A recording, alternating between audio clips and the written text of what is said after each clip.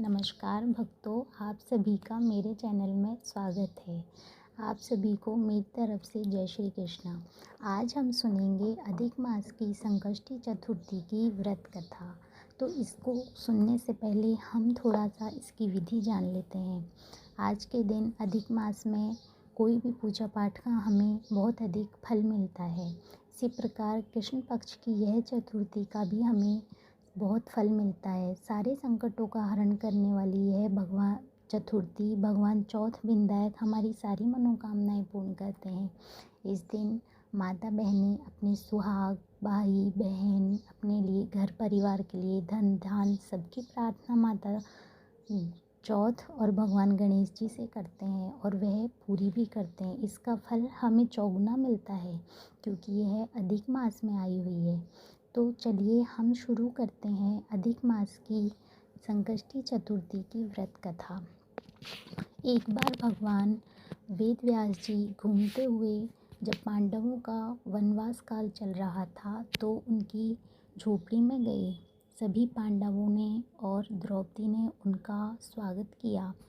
भगवान वेद व्यास जी उनसे बोले कि हे युधिष्ठिर, तुम्हारे जितना धर्मात्मा इस पृथ्वी पर कोई नहीं है। लेकिन द्रौपदी के मन में बहुत सारे सवाल उठ रहे थे। उन्होंने सहसा भगवान वेद व्यास जी से पूछ ही लिया, हे भगवान, मैं एक राजा की पत्नी, एक धर्मार्थ राजा की पत्नी होने के बावजूद, भगवान कृष्ण की भक्त होने के बावजूद भी मैं वन में रह रही हूँ और उस दुष्ट दुर्योधन की सभा में मेरा बहुत अधिक अपमान भी हुआ था। तो हे भगवान, मुझसे ऐसा कौन सा पाप बना या मैं ऐसा क्या करूं जिससे मुझे इन सब चीज़ों से मुक्ति मिले भगवान।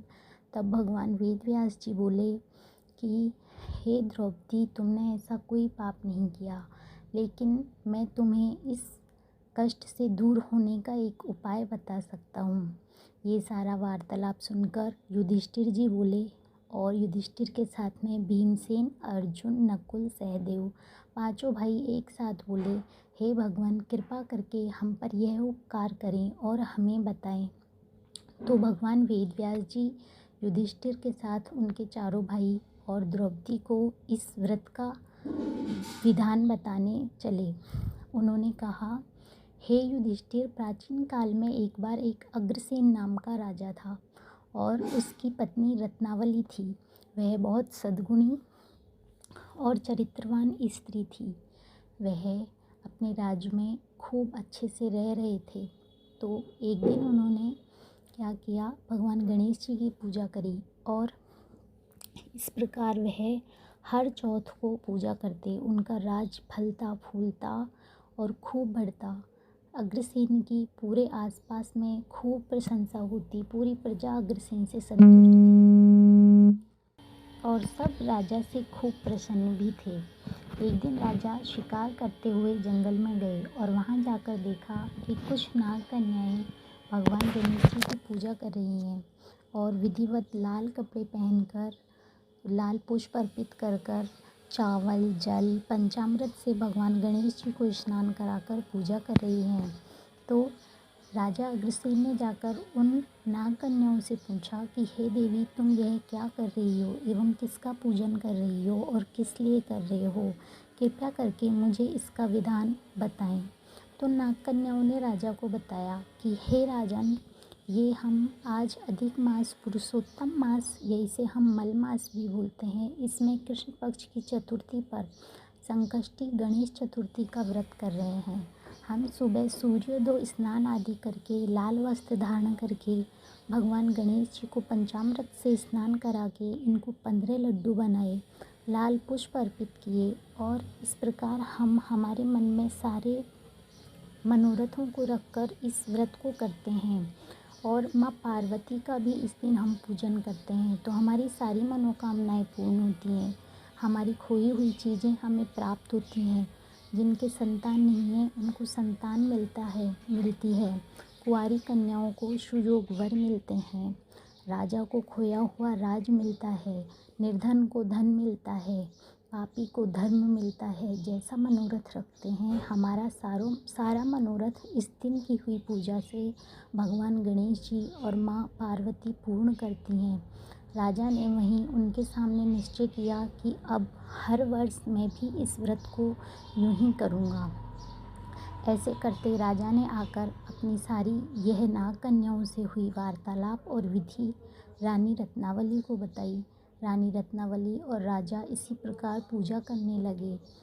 एक बार राजा का राज्य खूब बढ़ने लगा और राजा बहुत प्रसिद्ध हुआ।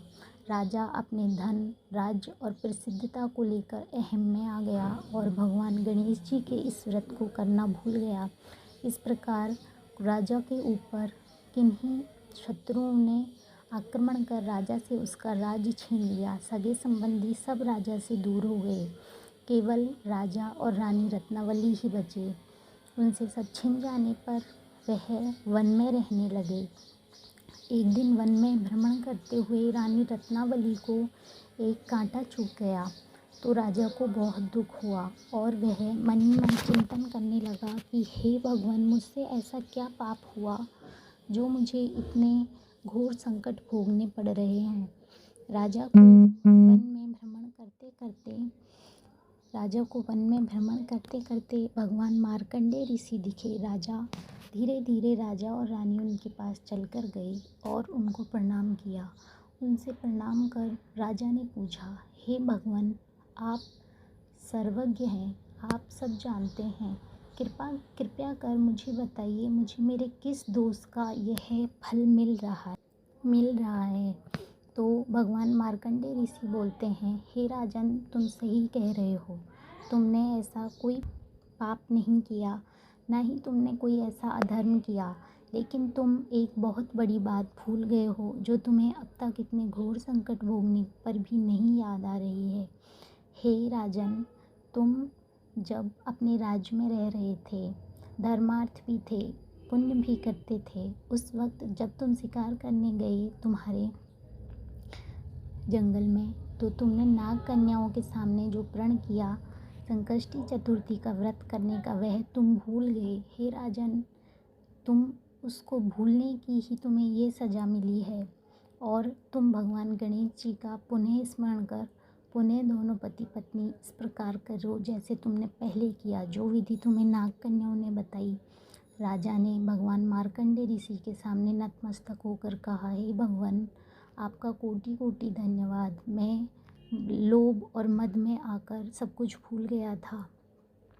माया ने मुझ पर अपना ऐसा ही असर फटका। हे भगवान, आप धन्य हो, आपने मुझे यह बात बताई। अब मैं ऐसा ही करूँगा जैसा प्रण मैंने नाग कन्याओं के सामने किया। राजा और रानी ने जैसे ही संकष्टी चतुर्थी आई, अधिक मास की कृष्ण पक्ष की चतुर्थी, राजा और रानी सुबह जल्दी स्नान कर भगवान गणेश जी को उसी प्रकार पूजन किया, लाल पुष्प अर्पित किए, पंचामृत से स्नान कराया और अपने सारे मनोरथ रखे। राजा को खोया हुआ राज्य पुनः मिल गया और राजा और रानी उसी प्रकार भगवान गणेश जी को पूजने लगे। राजा और रानी ने भगवान गणेश जी की समक्ष अपनी संतान होने की इच्छा रखी, जिससे उन्हें 100 पुत्रों की प्राप्ति हुई। इस प्रकार राजा अग्रसेन और रत्नावली अपने राज्य में पुनः बहुत सुखपूर्वक राज्य करने लगे। इस प्रकार भगवान वेदव्यास जी कहते हैं, हे युधिष्ठिर, तुम्हें भी ऐसा ही करना चाहिए। फिर युधिष्ठिर बोलते हैं, हे भगवान, कृपया कर मुझे इसकी विधि बताइए।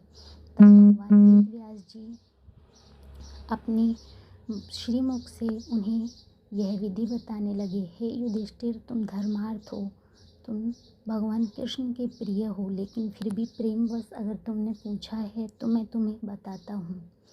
भगवान वेदव्यास बताते हैं, अधिक मास की चतुर्थी पर गणेश जी का स्मरण कर गणेश जी की प्रतिमा को लाल कपड़े पर रख कर गणेश जी को पंचामृत से स्नान कराओ। गणेश जी को दूर्वा और अक्षत चावल अवश्य चढ़ाओ, लाल पुष्प चढ़ाओ, लड्डू का भोग बनाओ और माता पार्वती को भी स्थापित कर दोनों की साथ में पूजा करो और उनके समक्ष अपना मनोरथ रखो। हे राजन, तुम देखना, तुम्हारा मनोरथ शीघ्र ही पूर्ण होगा। इसी प्रकार भगवान वेद व्यास जी वहाँ से चले जाते हैं और राजा और रानी वो युधिष्ठिर और अपने पांचों भाइयों के साथ और द्रौपदी के साथ विधिवत इसी प्रकार संकष्टी चतुर्थी का व्रत करते हैं और भगवान गणेश जी की पूजा कर अपना मनोरथ रखते हैं।